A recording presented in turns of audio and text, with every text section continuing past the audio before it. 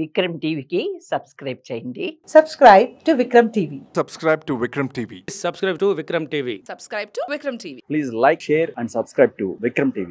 అంటే రాబోయే కాలంలో కూడా ఇప్పటికి ఛాన్స్ అయిపోయింది బీజేపీకి, వచ్చేది ప్రభుత్వం పైన మనకు కాంగ్రెస్ పార్టీ అని అంటున్నారు. ఇప్పటికి చాలని చెప్తున్నారు.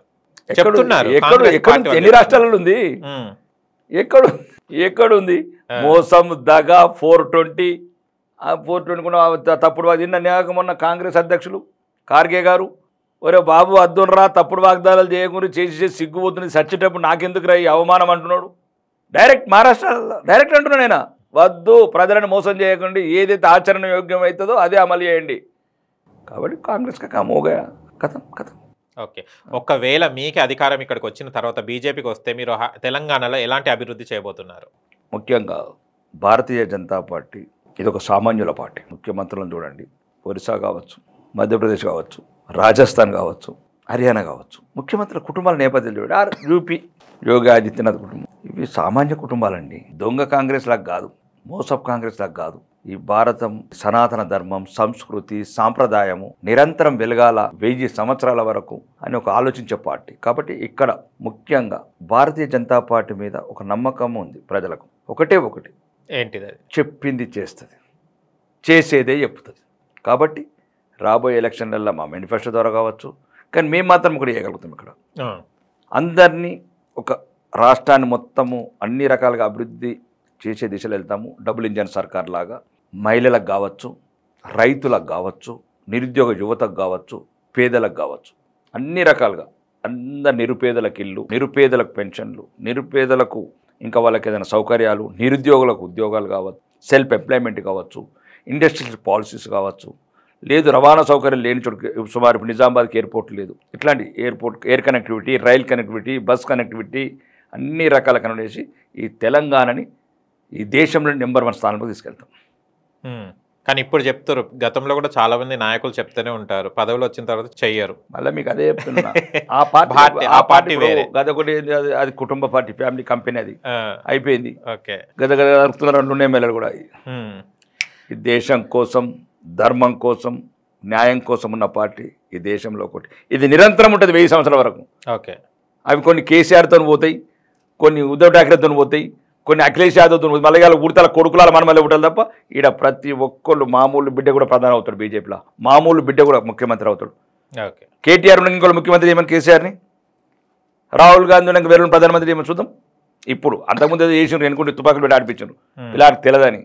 పప్పు నీ పేద పప్పు అన్నట్లు ఆ పప్పు ఉన్నాడు. అప్పుడు ఈ పప్పు దేశం నమ్మేస్తాడేమని కొద్దిగా భయపడి సోనియా గాంధీకి రేపు మన పప్పును కూర్చున్న పెడితే దేశాన్ని నమ్మేసేటట్టు పిసపిస మాట్లాడుతున్నాడు అంటే అప్పుడు ఆపినరు. కాబట్టి ఇది భారతీయ జనతా పార్టీ మళ్ళీ అదే చెప్తున్నాను, చెప్పేదే చేస్తుంది, చేసిందే చెప్తుంది. అది భారతీయ జనతా పార్టీ ఘనత. తెలంగాణని భారతదేశంలో నెంబర్ 1 తయారు చేస్తాం. అంటే ఇప్పుడు హైదరాబాద్లో చూస్తే మూసీ సుందరీకరణ అంటున్నారు, 150 కోట్ల చేస్తున్నారు. అంటే ఎన్ని ఊర్లో బాగుపడవచ్చు సార్ ఈ మూసీ సుందరీకరణ అనే దాని మీద? ఎన్ని ఊర్లు బాగుపడవచ్చు? ఎందుకు దీని మీద ఇంత కాన్సన్ట్రేషన్ చూపెడుతున్నారు? అసలు అది మన ప్రోగ్రామా, అది మన స్కీమా, అది ఏంది అసలు? అది ఏంది మూసీ సుందరీకరణ? ఏంది ఈ పిచ్చా? ఎట్లా కోకాపేట మురిపిస్తుంది, మోకీలాలు మురిపిస్తుంది, ఇదేమిటారు ఇంకా ఇటంతా అవుటర్ రింగ్ రోడ్స్ అంతా డబ్బున్న వాళ్ళ వీళ్ళలే ఉన్నాయి, గేటెడ్ కమ్యూనిటీలు ఉన్నాయి, అంపాలకారులు తిరిగే రోడ్లు ఉన్నాయి. ఒక మ్యాన్మేడ్ క్రీక్స్ తయారు చేసుకోండి కదా దుబాయ్ లాగా. పేద ప్రజలు, లక్షలాది మంది ప్రజలు నిరాశ్రయ ఎట్లా చేస్తారు? ఈరోజు రేవంత్ రెడ్డి గారికి ఏదైనా కళలు వచ్చిందా, లేకపోతే ఢిల్లీ సుల్తాన్లు ఏమైనా కంపల్సరీ గప్పం కట్టిందా కాదు నీ పదవి ఉంచుతామంటున్నారా, లేకపోతే ఆలోచన లేని ఆ బీజేపీ అది కాంగ్రెస్ సీనియర్ నాయకులు స్టేట్మెంట్లా? మీరు ఎందుకు పేదోళ్ళలో సుమారు ఇప్పుడు మూసి ఉందండి 50-60 సంవత్సరాలుగా ఇటుక కూడేసుకొని ఇండల్లో పని చేసుకుని ఆటో నడుపుకుని చిన్న వాళ్ళు ఒక పక్కన కట్టుకున్న దానివల్ల నష్టం కూడా లేదు. దాన్ని ఇప్పుడున్న మనం అంటే మరీ మొత్తం అని కాకుండా కూడా అన్ని అనుమతులు ఇచ్చిన ప్రభుత్వాలే. మళ్ళీ జిహెచ్ఎంసీ అనుమతించింది, అండ్ పవర్ కనెక్షన్ ఇచ్చిండ్రు, వాటర్ కనెక్షన్ ఇచ్చిండ్రు, దాంట్లో వాళ్ళ ఓట్లతోనే గెలిచినవు. మరి ముందు చెప్తే అయిపోతుంది కదా, మీరు మూసి సుందరీకరణ చేద్దామని మరి ఓట్లు ఎత్తుర్రా, మరి సీపీలు ఎత్తుని కొడుతున్నారు వాళ్ళు చెప్పేవాళ్ళు కదా, చెప్తున్నారు కదా మహిళలు ఏడుస్తున్నారండి. ఇది ఒకటే మూసీ ప్రక్షాళన, మూసీ సుందరీకరణ అనేది ఒక మోసపూరిత మళ్ళీ ఒక అవినీతికి తెరలేపింది కాంగ్రెస్.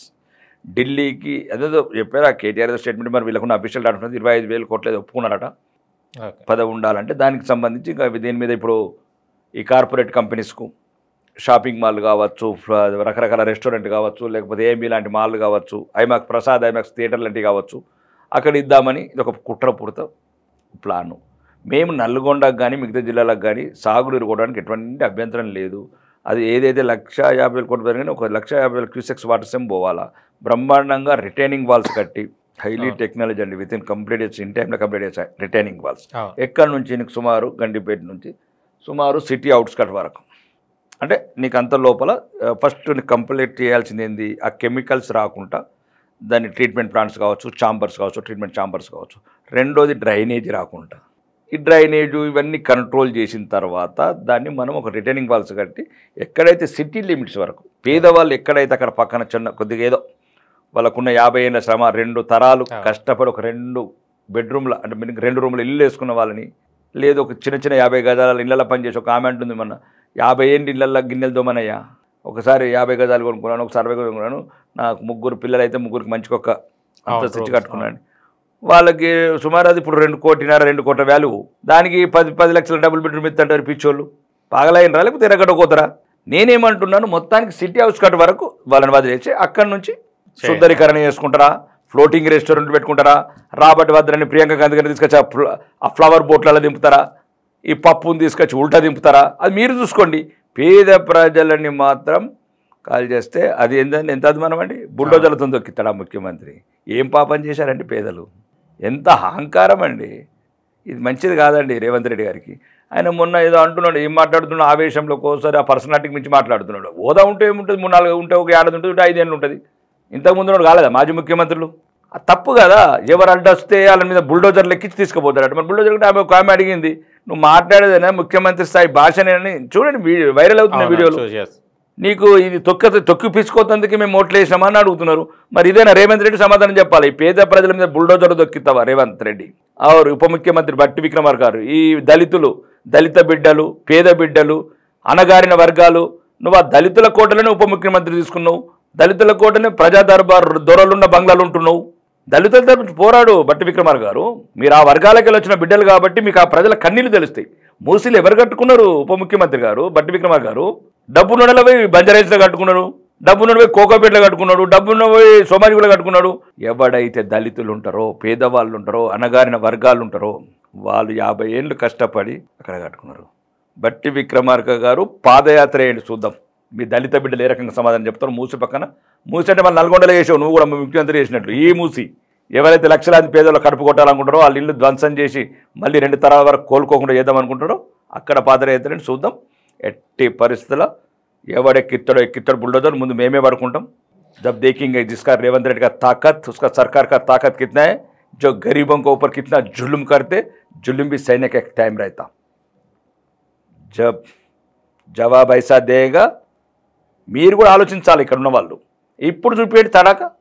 ఇప్పుడు వస్తున్నాయి కదా ఇవేంటి జిహెచ్ఎంసీ ఎన్నికలు, చూపేయండి జవాబు దేదు. మళ్ళీ వాళ్ళు ఇచ్చే కాంగ్రెస్ వాళ్ళు ఇచ్చే నోట్లకు, చీకట్లో పోసే మందుకు పడితే నిజంగా అన్నీ మళ్ళీ ఆ రకంగా కూలగొడతారు, బుల్డోజర్లు పెడతారు. అంత అహంకారమా?